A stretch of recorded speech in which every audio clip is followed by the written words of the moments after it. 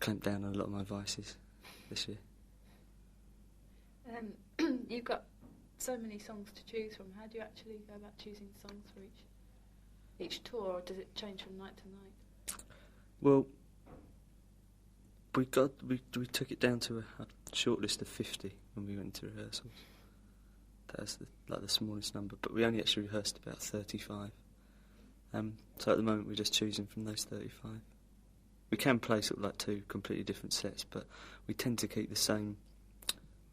There's sort of certain key points in the set where if we want to put in something different, we always put what would you call a safe song after it. So if it goes horribly wrong, you know that you're going to win the audience back with something really good. So usually a Forest will be in there in 100 Years, and Primary, Hanging Garden. They usually stay in the set whatever we do. Just as they're good live songs, they make you feel energetic when you play them. I read somewhere that you got a girlfriend. We had a girlfriend called Mary Poole. Was that correct? Yeah, she's next door as well. Oh, right, that's Mary. Yeah. Okay, right. And you mentioned football. Have you got any other hobbies? Or I read that you played pool. Yeah. And you got a table that didn't fit in your place. Yeah. Yeah, I measured up in a bit of a coma, and when it was delivered it wouldn't fit. I was really upset. I had to give it away. No, I don't. I read most of the time. It's my favourite occupation when I'm left on my own. Don't know, but I've always liked reading. It's always been my favourite form of entertainment, reading, even more than music probably. But as I can't write, I can't indulge myself in it. But I prefer to read other people's things anyway. Anything. I tend to have more than one book at a time, so that depending on how I feel, I sort of pick up one and carry it on. Sometimes it gets confusing, but they're generally very, very different in nature. Like at the moment I'm reading an encyclopedia and Rousseau, Reveries of a Solitary Walker, and they're very, very different. So I know where I am, whichever one I pick up. And also I like reading comics a lot as well. I've always meant to ask you, what was with the lipstick? How did that come about? On the pornography tour, we used to wear red lipstick and red lipstick around our eyes, so that as you sweated on stage, it used to run. It used to look like your eyes were bleeding and your mouth is bleeding. And I'd stopped wearing it in my eyes because it was making all my eyes sore and they were going permanently red, and it looked like I was a real drunk. So I stopped putting it around there. But I liked pictures of me on stage with a really gashed mouth because I haven't got very pronounced features anyway. So I like particularly on stage, I need to wear a lot of makeup. It also helps me to pretend that I'm not me as well, because I don't go shopping in with lots of lipstick on. I have been shopping with lots of lipstick on, but I don't usually because people only say, "Oh, that's Robert Smith" if I'm wearing lipstick. Yeah. If I don't, then no one takes a second look. So you haven't been accosted yet? No, I never get accosted. Never have been. No one would dare, I don't think.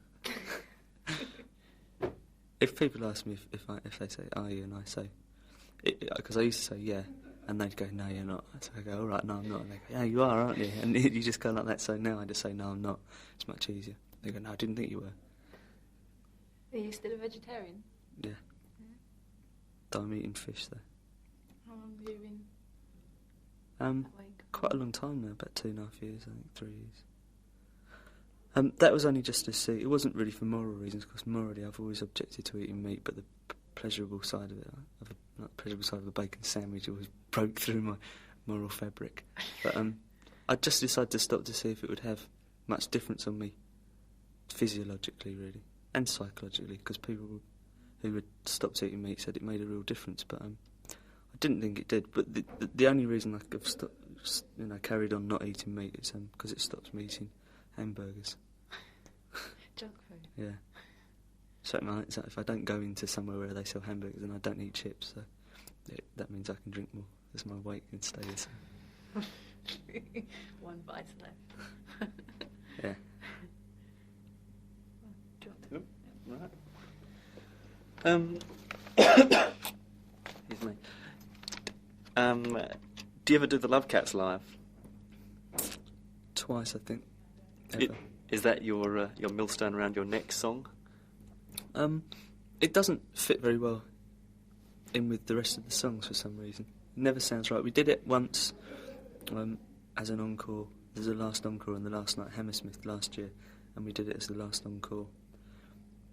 And we played in Paris last year.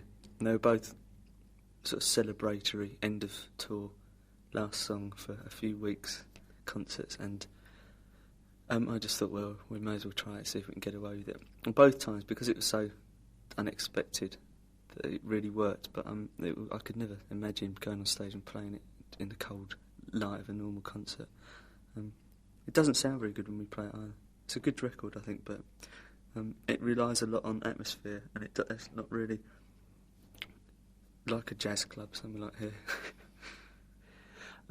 Looking at the career of the Cure as a whole, it seems as though you've had a very good progression. It's been more sort of quality than quantity. You know, there's a burst and then there's a period of silence. Have you consciously tried to avoid spreading yourself too thinly? Yeah, particularly in, over the past couple of years. Since Pornography, up until that point, I just knew that I didn't want us to be too exposed or too successful, really, which sounds funny, but because I wanted to experience and enjoy things in a group which you can't once you start to have a higher degree of success or of fame, that people tend to think of you in a certain way. Whereas for the first sort of 3 or 4 years of the group, we could get away with anything we wanted, and it was quite peculiar. Comparing it now, I mean, it's two really distinct halves to the Cure, that side of it, and then since then we've had a high, I keep trying to skirt my way around saying higher profile, but I've said it now. I can't think of another phrase.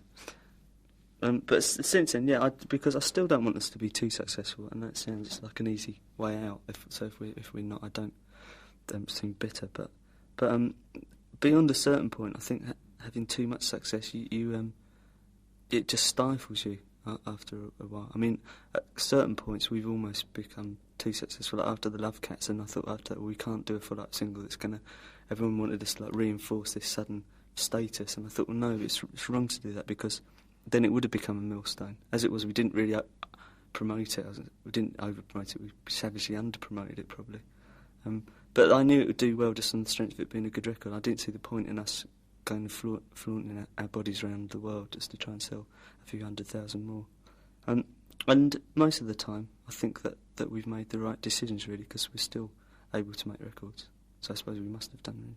And we can still make records when we want and how we want, which is very few groups can say that. Have you got a reasonably free and easy contract with the record company? We don't have a contract anymore with the record company. We haven't for the past 2 records. Just like an understanding that if we do something, they have the first option to release it. It's much easier than people bleating down the phone saying, why aren't you writing any new songs? But again, that was planned because I didn't have an extension on after a 5-record deal, which most people get tricked into signing an extension after the 3rd album, and then you find that you're really tied up for years and years. As it is now, it's fine. It means I can do whatever I want, either in the context of the group or outside of it. I choose to work with Chris Parry because we get on, and I mean he's probably still the most pleasant person I've met in the whole of the time I've been doing this. He's probably a real master crook underneath that smooth veneer.